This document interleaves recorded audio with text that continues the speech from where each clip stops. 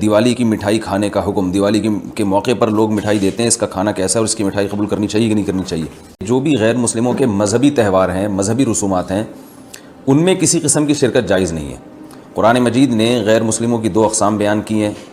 لا ينهاكم الله عن الذين لم يقاتلوكم في الدين ولم يخرجوكم من دياركم ان تبروهم، کہ وہ غیر مسلم جو تمہاری دشمن نہیں ہیں، جنہوں نے تمہیں گھروں سے نہیں نکالا، تم پر ظلم زیادتی نہیں کی، تو اللہ تعالیٰ تمہیں منع نہیں کرتا کہ ان سے اچھا سلوک کرو، بلکہ اللہ تمہیں حکم دیتا ہے کہ ان کے ساتھ اچھا سلوک کرو، کیونکہ اللہ تعالیٰ انصاف کرنے والوں کو پسند کرتے ہیں۔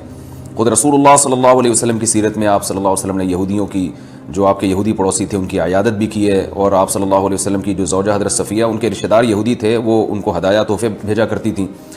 تو غیر مسلم جس سے جنگ نہ ہو، اس کے بارے میں اچھا سلوک کا حکم ہے، اس کو ہدایہ دینا، اس کو تحفے دینا، اس پہ صدقہ کرنا بھی جائز ہے۔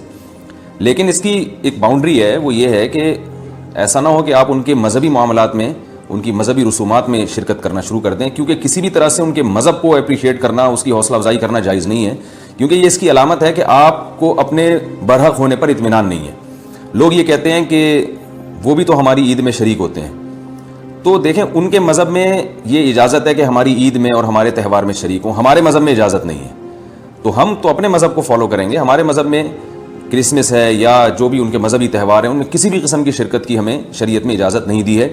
ہاں، قرآن میں اللہ نے دوسرے مقام پہ فرمایا کہ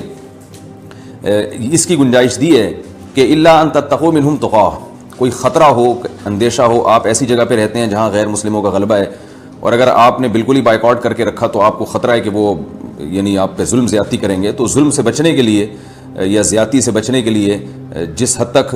یعنی آپ ان کے ساتھ رہ سکتے ہیں یا گنجائش ہے اس میں، جس حد تک آپ ان کے ساتھ جو ہے وہ جوڑ پیدا کر سکتے ہیں تو کریں، لیکن بلا وجہ بڑھ چڑھ کے ان رسومات میں حصہ لینے کی شریعت میں بالکل اجازت نہیں ہے۔ وجہ اس کی یہ کہ اگر آپ ان کے مذہبی تہواروں میں شرکت کریں گے، اور تو یہ منافقت ہے، کیونکہ اسلام ایک طرف یہ دعویٰ کرتا ہے وَمَن يَبْتَغِي غَيْرَ الْإِسْلَامِ دِينًا فَلَن يُقْبَلَ مِنْهُ، اسلام کو اپنے برحق ہونے پر اتنا اطمینان ہے کہ وہ یہ کہتا ہے کہ دین برحق ان الدین عند اللہ الاسلام، دین برحق صرف اور صرف اسلام ہے۔ تو جب صرف اسلام ہے تو اسلام کے علاوہ سب باطل ہیں، جب باطل ہیں تو اسلام پھر ان کو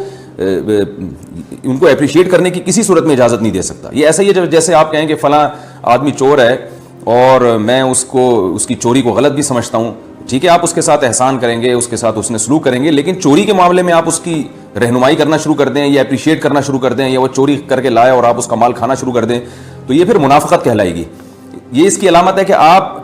کے چوری کے بارے میں وہ جذبات نہیں ہیں جو ہونے چاہیے۔ تو اسلام نے غیر مسلم کے ساتھ حسن سلوک کا حکم دیا، مگر اس کے مذہب کے معاملے میں دو ٹوک بتا دیا ہے کہ کسی قسم کی مذہبی رسوم میں ہم ان کے ساتھ شریک نہیں ہوں گے، بائیکاٹ کریں گے، اور ہم یہ کہیں گے کہ لکم دینکم ولی دین، آپ کے لیے آپ کا دین ہے، ہمارے لیے ہمارا دین۔